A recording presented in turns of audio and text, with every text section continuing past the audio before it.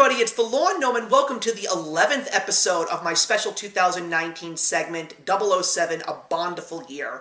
And today is going to be a very interesting episode because this specific James Bond movie has a lot going into it. There are a couple of sad things to talk about, and there's a couple of interesting things and happy things to talk about because James Bond is still here, and we are officially ending the 1970s with the 1979 film Moonraker. And once again, the role of James Bond is reprised by Roger Moore. So the funny thing is, when we last left James Bond in The Spy Who Loved Me, we found out that he was going to be returning in For Your Eyes Only. Apparently, that was not the case. Also, we did have two other very important returns in this movie. We got Shirley Bassey returning for the third time to do the opening song for Moonraker, but we also had the last time that we would ever see Bernard Lee play the role of M. He had played the role of M ever since 1962's Dr. No, and unfortunately this would be the last time because he will have passed away in 1981. So James Bond is called in for a brand new mission when he finds out that this space shuttle, which is supposed to be one of the more high-tech ones in the world of the space program, the Moonraker, has just been hijacked and now it's gone.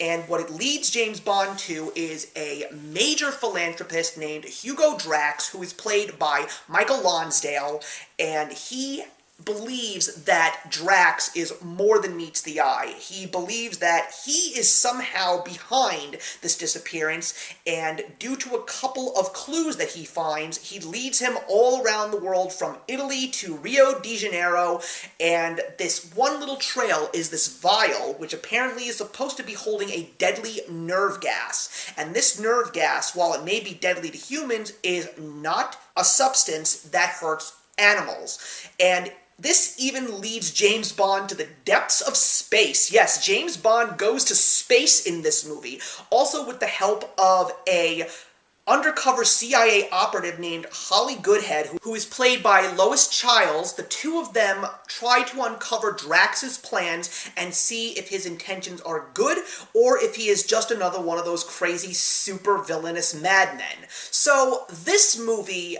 I have to say, with a heavy heart, is probably the worst James Bond film that I have seen. I mean, I had a couple of bad things to say about certain ones in the past, like some faulty moments that I found in movies like Diamonds Are Forever or On Her Majesty's Secret Service, but Moonraker is without a doubt the worst film.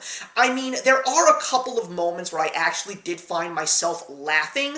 There were some really funny film meta moments in this film, which I thought was really funny and well placed, and I never expected that out of a James Bond film. I also did find some of the jokes that Roger Moore had in the film really funny, but then again, that's one of the few reasons why I love Roger Moore as James Bond. He really has great comedic timing and charm, but the acting in this film is horrendous. The action sequences are so cheesy, and there are just so many moments in this film that are so cringeworthy. I cannot believe that I am watching a James Bond movie. There's also a couple of things in the plot that just didn't make sense to me. We did have Richard Kiel returning as Jaws, and I have to say, finding out that he was still trying to hunt down James Bond at this point in time for the sake of revenge because of the events of The Spy Who Loved Me, I thought that that was real fun in the beginning, but the whole story that revolves around Jaws is so weird because all of a sudden he becomes the henchman of Hugo Drax. He ends up finding